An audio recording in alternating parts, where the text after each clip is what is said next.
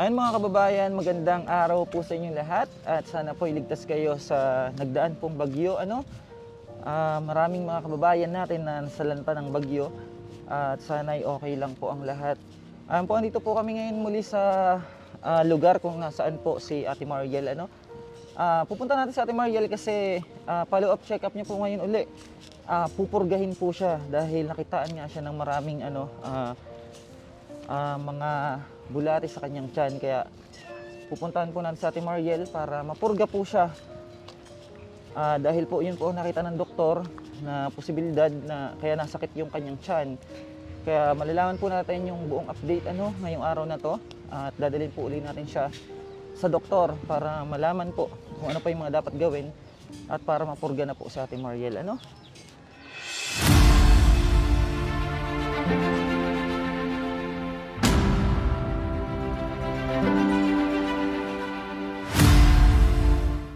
Ayun mga kababayan, at andito sa Ate Mariel.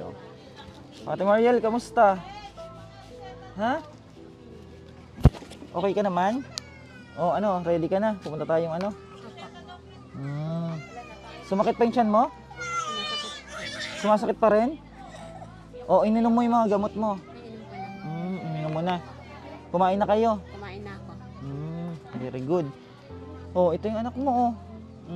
Kamusta, boy? Ha? Kamusta? Ate po. Ha? Ayan si Utoy,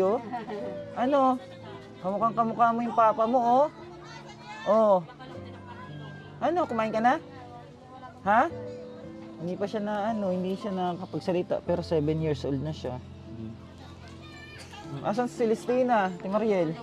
Ha? Tulog. Ay, tulog? Andiyan asawa mo? Andyan. Ay, andyan, siya muna magbabantay. Kasi mo ngayon, check up mo at baka pupurgahin ka, ha? Kasi hindi ba sabi ng doktor, may mga may mga alaga ka.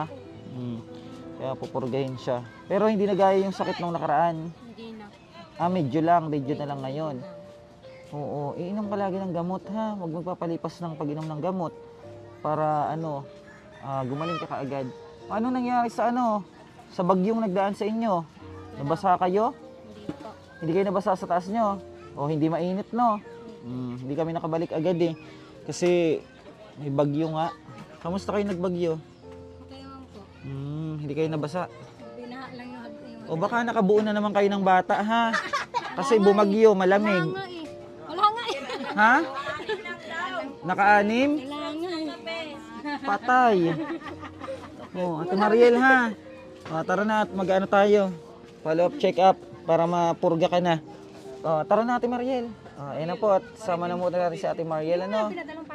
Wala naman ulan. Let's go. Alis na tayo. At para kay Ate Mariel, para na siya, itong mapurga. Tara, Ate Mariel, para matapos na yung sasakit ng tiyan mo. Ipapaan natin ulit sa Ate Mariel, sa doktor niya. Para malaman po, kung ano pa yung problema kaya nasakit yung tiyan ni Ate Mariel. Magkakain ka ng kanin, Ate Mariel. Mas tansya pagkain. Para tumaba ka. Yung anak mo saan na yon? Nagbobote ba yon? Gatas? Para makakuha ng sustansya sa iyo pag pag gumaling ka na, di mataba ka na. Tataba na din yung baby mo. Ngayon po, at dadalhin po muna natin siya sa sa kanyang doktor. Dapat i-try natin siyang pagamot kay inay, no? Hindi kasi kami nakatungkol kasi mas lalo sumakit. Masama eh. Siguro gawa ng mamahulog. Check up po natin Mariel for today para maging maayos na po ang kanyang tiyan, hindi na sumakit. Sama natin sa Ate Mariel para ma-check up siya. Mga kababayan, at going to tayo Sa Ate Mariel? Sa doktor ni Ate Mariel para malaman po at maging maayos na yung kanyang tiyan. Let's go na, Ate Mariel. Sabihin mo kay doktora yung mga nararamdaman mo, ha? Para mabigyan ka ng tamang gamot. Ayun, samahan siya Tres TV. Kayo na lang, ha? Ayun, samahan siya Tres TV sa loob. Ayan, hintayin po natin yung result ng kanyang kung napurga na siya or hindi pa. At kung ano pa yung mga posibilidad na nangyayari sa kanyang tiyan kaya nasakit. Ayun na po sila, Ate Mariel, ano? At nakalabas na po. Ito na sila. Ano daw sabi, Shell? Ano sabi? Kahit siya ng para sa ilab, tapos sa pampurga. Kaya lang mula dyan, sa Mercury daw. Bibili pa tayo sa Mercury. Sige. Yung sa hilab yan? Oo. Tapos yung sa pampurga niya. Okay. Ayan. At nakaano na tayo, ano? Naresetahan po siya ng sa pampahilab. Ayan, ang gamot niya. At pampapurga sa Mercury. Ano daw yun? Paano daw, may instruction? Bukas ng gabi niya inumin pagkatapos ng hapunan. Bukas ng gabi. Tapos mga 3 days, babalik para sabihin kayo doon kung may lumabas. Babalik pa? Ba't parang ka?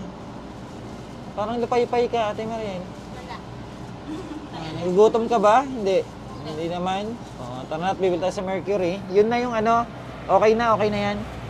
Punta po tayong Mercury para sa gamot pa natin Mariel na bibilin.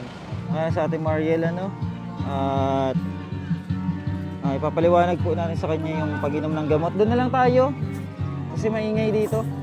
Doon tayo sa loob, Ate Mariel, para makausap natin si Ate Cheryl. Hello. Yun yung anak niya, sinalubong siya ng baby niya. Nakikipagharutan yung anak niya. Ayaw magpadaan. Padaanin mo si mama mo.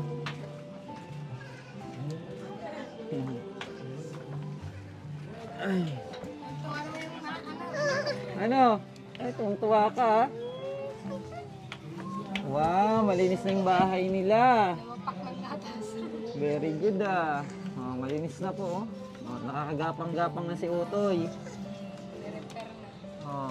Ayos na. Ano, Utoy?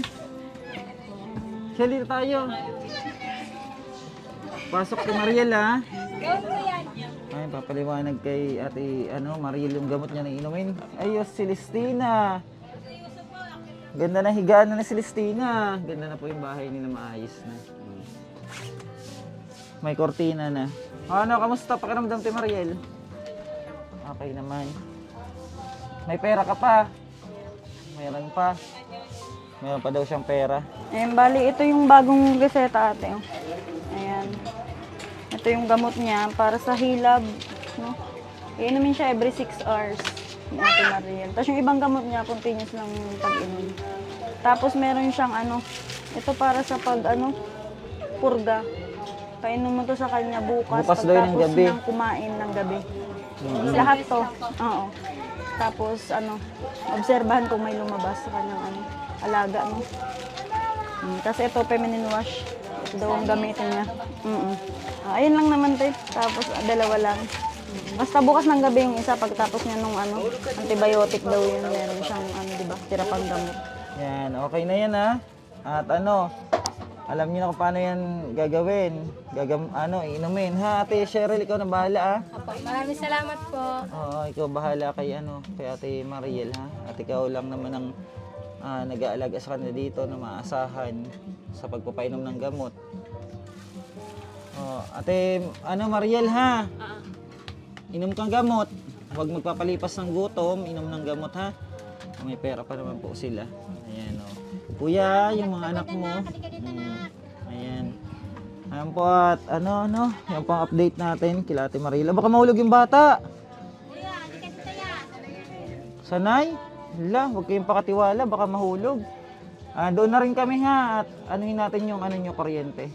Ayan, God bless po mga kababayan. Thank you so much sa walang sawa pagsuporta at pagmamahal sa ating mga kababayan. Bye-bye po and God bless. Salamat po. Mga kababayan, tapos na tayo na ating misyon, at ibalik na uli natin sa Ate Mariel at niresetahan uli siya ng gamot at pampapurga sa kanya. Ito, lakad-lakad na naman tayo at hanap na naman tayo ng matutulungan, Ay mga kababayan, please support po sa ating YouTube channel. Huwag niyo pong kalimutang mag-subscribe, At i-click niyo yung notification bell para updated po kayo sa ating mga video sa mga ating tinutulungan ng mga kababayan natin. Maraming salamat po sa inyong lahat and God bless. At bukas po, babalik ulit kami kay Ate Mariel kapag hindi kami nakabalik ngayong araw na to kasi baka kapusin sa oras, baka tomorrow na tayo at bibili natin sila ng submeter at wire para makabitan sila ng kuryente. Ayan. Salamat po mga kababayan. Thank you so much ng marami po. Bye bye po. I love you all.